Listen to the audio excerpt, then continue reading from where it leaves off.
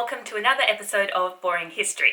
Today I'm going to be sharing with you a story from this lovely little book called Settlements of the Doomed.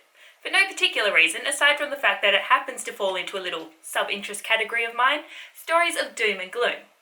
Now I also have no idea what I'm going to call this video, so if by chance you were somehow enticed to click on this video and you're not subscribed, I figure you may as well because clearly we're kindred spirits. Our story begins shortly after 1810.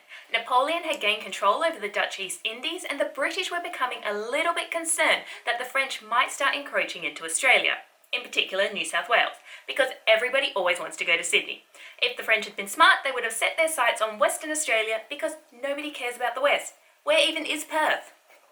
Anyway, because of this fear, the British ended up invading Java and consequently taking back most of the Dutch East Indies.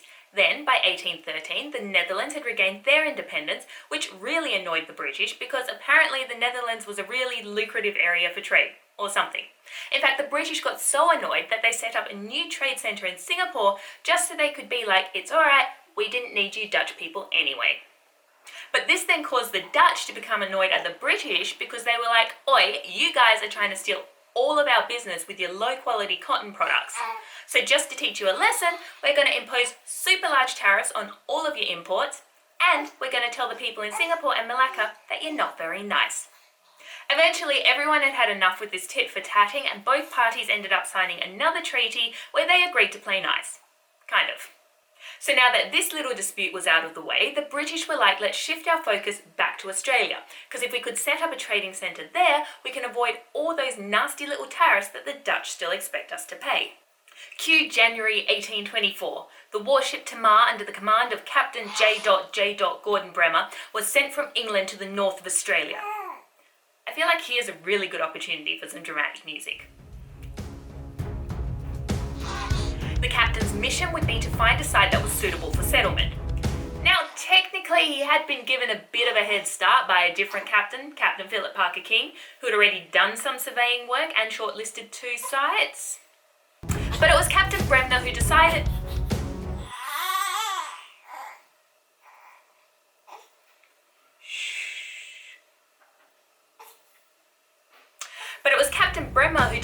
that they only had enough manpower to settle one of those sites, and so in September they landed at Port Essington, which is somewhere in the general direction of Darwin.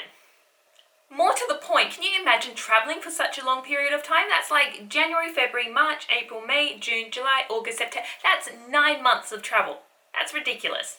Once they landed at Port Essington, which is one of the recommended sites, they spent 3 days searching for water, but couldn't find anything, which caused our Captain Bremer to be like, well, obviously Captain Philip Parker King sucks at this surveying thing. We're going to go to Melville Island instead and settle there. So they packed their bags and off they went to a site known as Fort Dundas.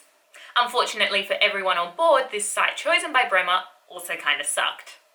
There were all these mangroves and dense foliage, which meant that instead of reaping the benefits of a nice cool ocean breeze, it was all sticky and humid and gross. And the mangroves were also an excellent home for mosquitoes, and we all know what mosquitoes mean. They mean death. Or malaria, but same thing. Now there were also other issues. For example, the site wasn't actually in a good location for trade routes. Pippi!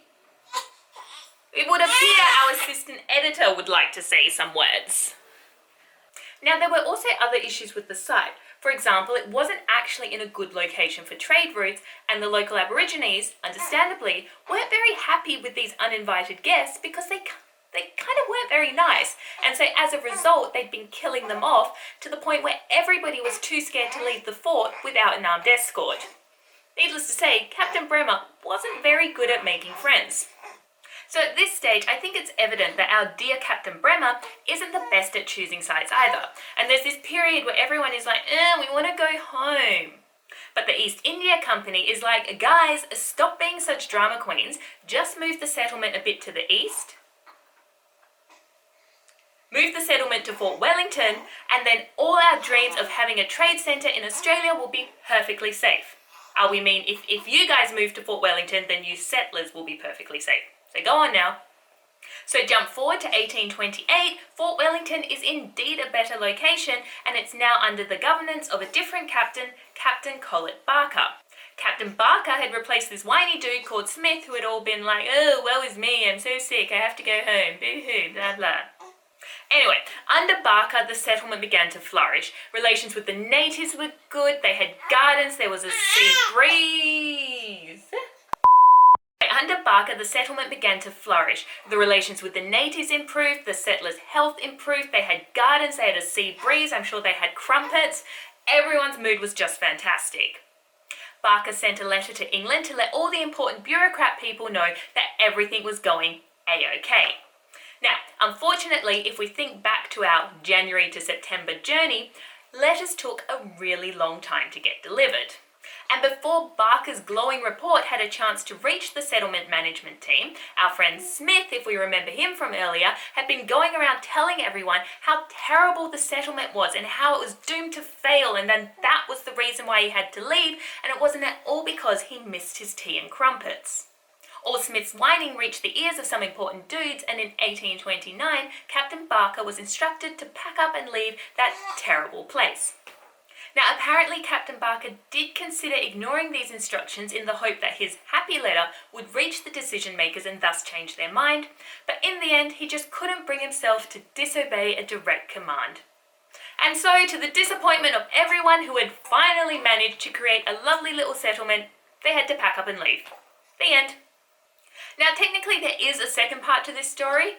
Still doesn't have a happy ending, but it does involve a ship called the HMS Alligator, a cyclone. It's set during a time that Captain Bremer is knighted, which is kind of unfair considering all the work that Captain Barker did, but I'm sure Captain Bremer did some other stuff that was super important.